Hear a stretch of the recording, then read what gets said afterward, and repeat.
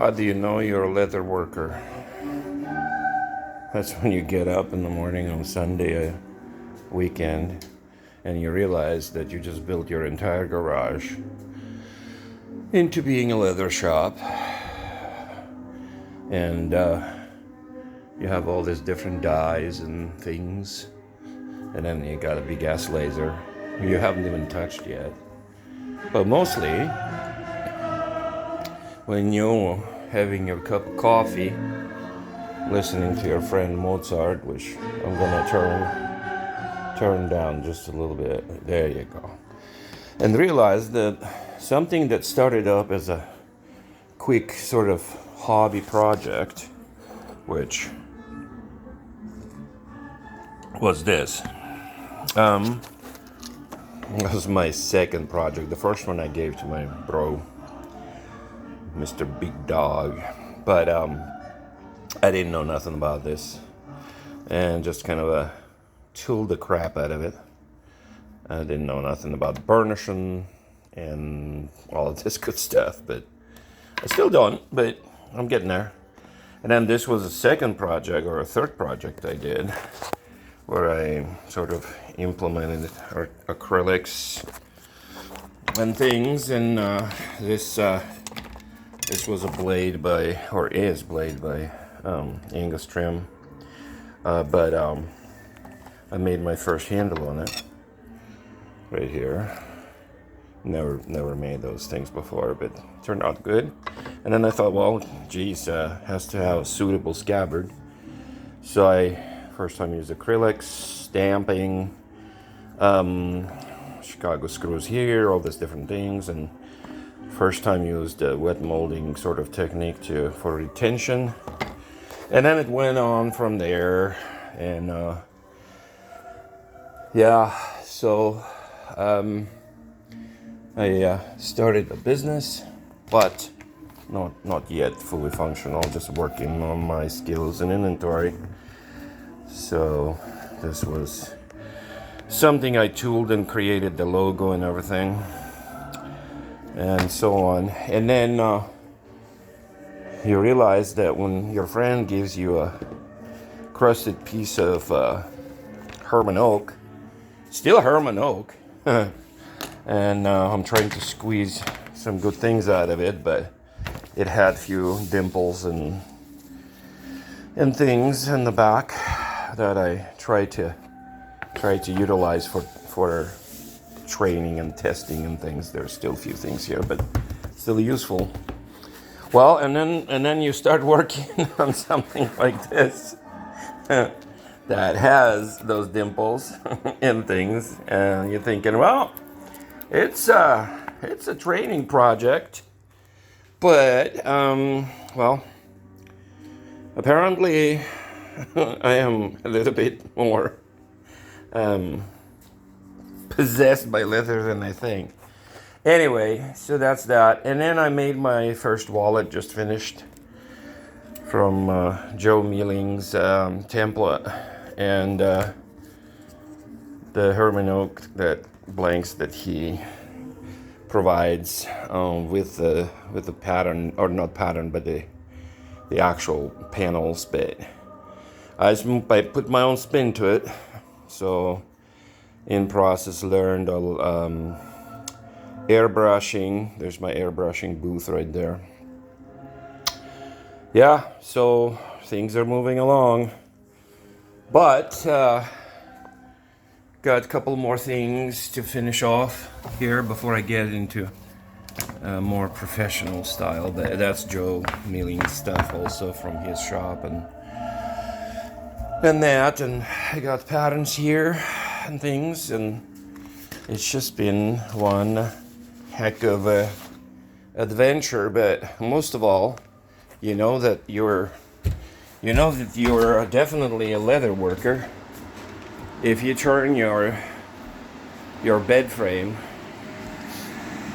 into a leather rack. And that's what kind of happens. And then you're running a 24/7 a filter sort of air thingy that pushes air, so it circulates air through and it doesn't have too much humidity. Anywho, so that's a leatherworker stuff. But yeah, it's been so far it's been very interesting adventure, and I get to do a lot of different things, test things and test different stamping techniques, and this is my next obsession. I got a bunch of flanks from Rocky Mountain leatherwork, and so I want to start making some sort of either. This was actually a part of the project I was trying to incorporate. I was trying to incorporate in here, but